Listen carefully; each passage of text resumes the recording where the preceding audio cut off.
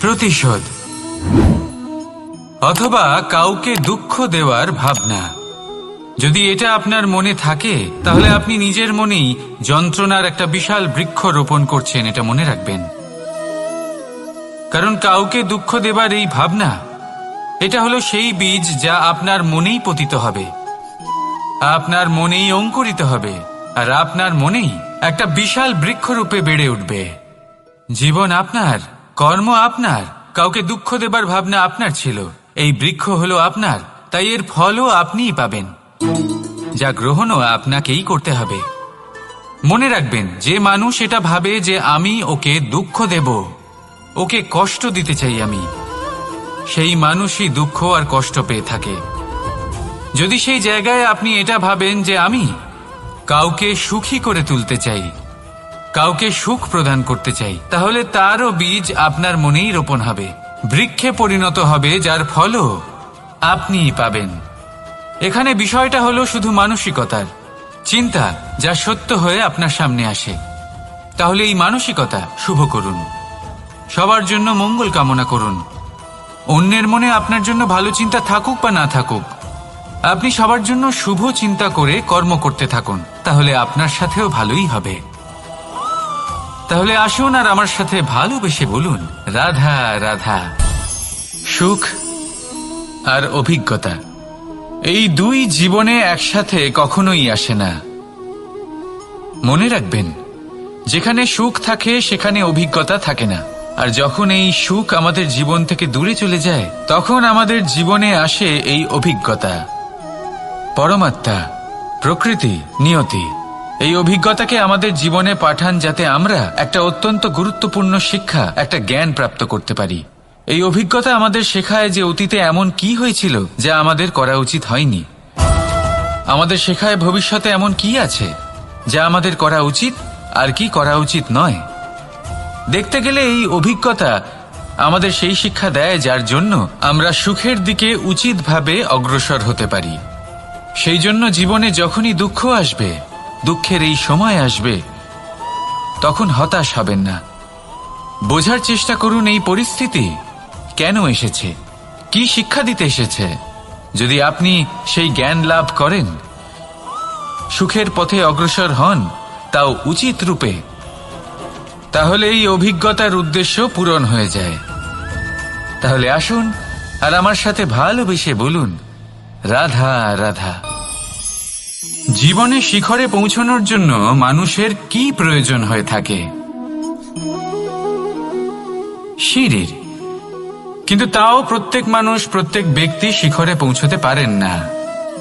এর কারণ কি? কারণ একটা হতে পারে যে মানুষ কল্পনা করতে থাকেন কিন্তু সিঁড়ি খুঁজে পান না।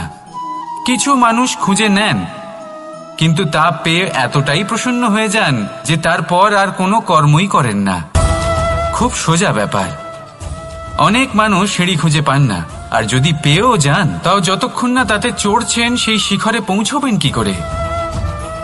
যতক্ষণ না আপনি পরিশ্রম করছেন, যতক্ষণ না সেই সিঁড়িতে আপনি চড়ছেন, যতক্ষণ না ক্লান্ত হচ্ছেন, আপনার পায়ে হাঁটুতে ব্যথা না হচ্ছে, ততক্ষণ এই শিখরে পৌঁছানোর সৌভাগ্য লাভ করতে পারবেন না। তাহলে কল্পনার সাথে কর্ম করুন, পরিকল্পনার সাথে পরিশ্রম করুন, সব কিছু পাবেন।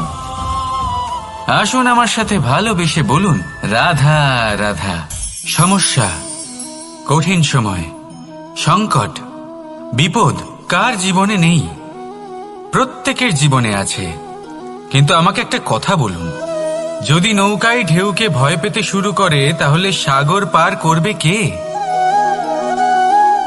কখনো কোনো ছোট্ট পিঁপড়েকে দেখেছেন, যে আকারে হয়তো ছোট হতে পারে কিন্তু বড় শিক্ষা দিয়ে যায়? কিন্তু আমরা শিখিই না। এবার দেখুন একটা পিঁপড়েকে, যে ভোজনের খোঁজে বাইরে বের হয়, একটা ছোট্ট দানা তুলে নেয়। ছোট দানা তোলে কারণ তার থেকে বেশি সে তুলতেই পারবে না। সে দানা নিয়ে চলতে শুরু করে, কোনো দেওয়ালে উঠে পড়ে, আবার পড়েও যায়। সেই দানা দূরে কোথাও একটা পড়ে যায়, তা আবার খোঁজে, তুলে নেয়, আবার চলতে থাকে।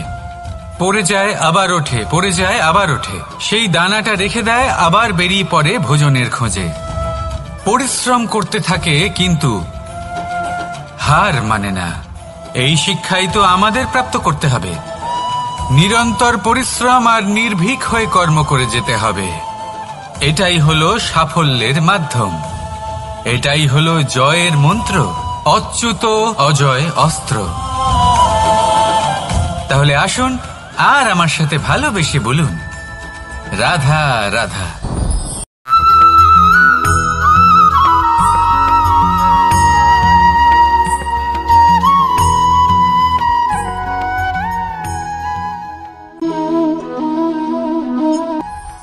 কর্ম এবং ফল। মানুষের স্বভাব হলো এটাই যে তিনি নিজের প্রত্যেক পরিশ্রমের প্রতিফল প্রার্থনা করেন।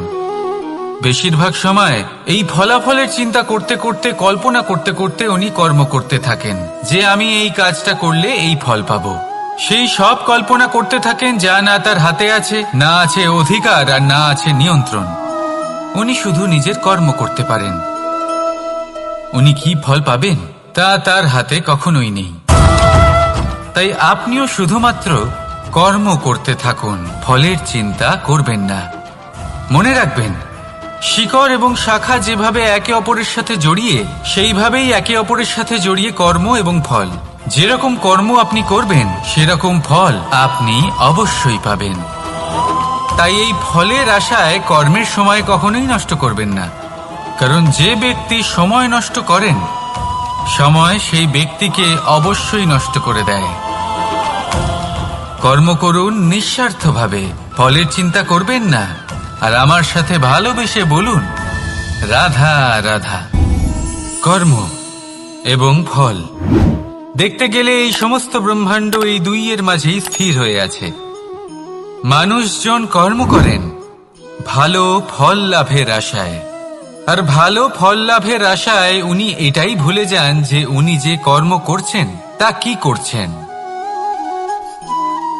আমি বলেছিলাম কর্ম করুন ফলের চিন্তা না করে, কিন্তু কি কর্ম করছেন সেই বিষয়ে ভাবাটাও অত্যন্ত আবশ্যক। নয়তো অনেক সময় আমরা এমন কর্ম করে ফেলি যা না চাইতেও বিষে পরিণত হয়, যা হয়েছে দুঃশাসনের সাথে, দুর্যোধনের সাথে, গুরু দ্রোণের সাথে। একজনের মানসিকতা উচিত ছিল না, একজনের বিবেক উচিত ছিল না, আরেকজন যে পক্ষ নির্বাচন করেছিলেন সেই পক্ষ উচিত ছিল না। আর যা কিছু ওনাদের সাথে হলো, আপনার, আমার, আমাদের সকলের সাথে তা হতে পারে। আমি বলেছিলাম কর্ম করুন, ফলের চিন্তা করবেন না, কিন্তু এই কর্মের বিষয়ে বিচার করে দেখাটাও ততটাই আবশ্যক। দেখুন, কর্ম করার উচিত প্রক্রিয়া ফলের চিন্তা না করা, কিন্তু যদি আপনার কর্ম শুভ হয় তাহলে তার ফলও নিয়তি আপনাকেই দেবে। সর্বদা কর্ম করার সময় এটা ভাবুন যে আপনার এই কর্ম এই সংসারকে, এই সমাজকে, আপনার পরিবারকে, আপনার আশেপাশের মানুষজনকে কোন দিশায় নিয়ে যাবে। যদি এটা সবার জন্য মঙ্গলময় হয় তাহলে কর্ম করতে থাকুন। আর হ্যাঁ, নিশ্চিত রূপে ফলের চিন্তা করবেন না। আসুন আমার সাথে ভালোবেসে বলুন, রাধা রাধা।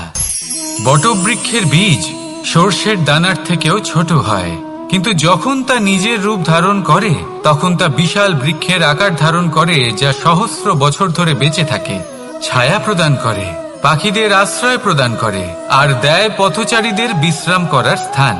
কেন? কারণ সেই ছোট বীজ তা মাটির ভেতরে গিয়ে নিজের খোলস ত্যাগ করে। অন্ধকারে থাকে সে, যতই আলো আসুক না কেন, যতই বর্ষা আসুক না কেন, সব সহ্য করে। আর তারপরে একটা চারা গাছ অঙ্কুরিত হয়, তারপর ধীর গতিতে একটা বিশাল বৃক্ষতে পরিণত হয়। দেখুন, জীবনে কঠিন সময় আসে, এই জন্য নয় যে আপনি হার মেনে নেবেন, এই জন্য আসে যাতে আপনি ভবিষ্যৎ নির্মাণের জন্য নিজেকে তৈরি করতে পারেন।